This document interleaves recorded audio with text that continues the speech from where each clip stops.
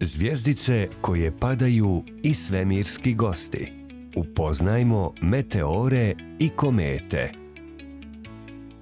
Jeste li znali da postoje zanimljive stvari koje jure svemirom? Zovu se meteori i komete. Pogledajmo ove fantastične objekte koji dolaze stvarno iz daleka.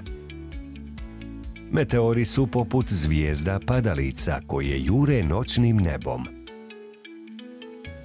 Oni su mali komadići stijena i metala koji izgaraju kada uđu u zemljinu atmosferu. Kad vidite meteor, to je zato što postaje vruć i užaren dok leti nebom.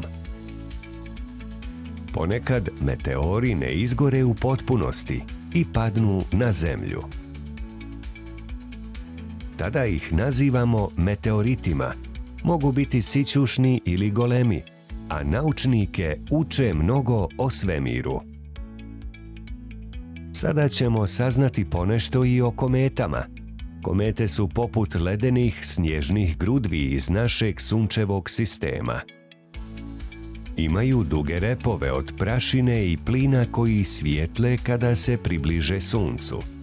Komete kruže oko sunca dugim ovalnim stazama i može im trebati mnogo godina da završe jedno putovanje. Kada se kometa približi suncu, toplina čini da se neke od njenih ledenih stvari pretvore u plin, stvarajući svijetli rep iza sebe. Komete su neke od najčudesnijih stvari koje možete vidjeti na noćnom nebu.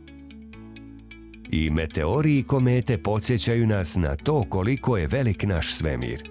Lete svemirom, ponekad nas posjećuju ovdje na zemlji i čine nas zadivljenima i znatiželjnima.